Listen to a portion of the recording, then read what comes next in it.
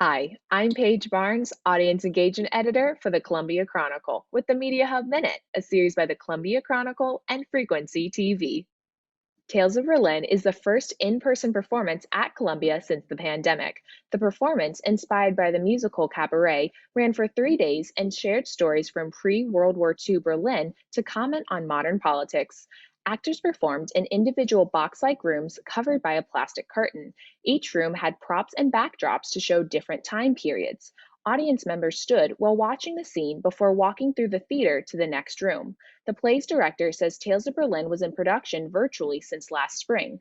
They were originally going to perform the musical Cabaret, but couldn't because the mask mandate would hinder actors singing. So instead, students created the original play based on the musical. Piping plover mating season is upon us, and these two lovebirds receive special treatment through the Shed Aquarium Action Days.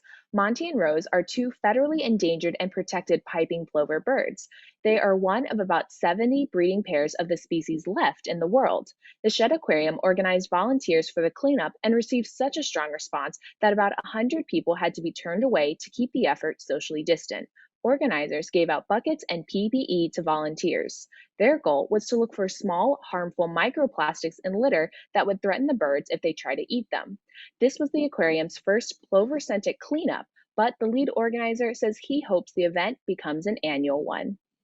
What should you do when someone keeps getting your pronouns wrong? One place to start is by explaining how your pronouns reflect who you are and how you hope the person will respect your feelings. Another suggestion is to remind the person of your pronouns so that it will become a habit for them to use correctly. If you're comfortable, you could also talk to the person about why they won't use your correct pronouns and explain to them why they should.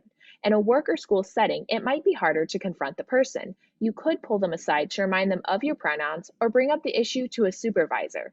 As an ally, you can help someone being misgendered by getting in the habit of correcting the person by restating the sentence using the correct pronoun.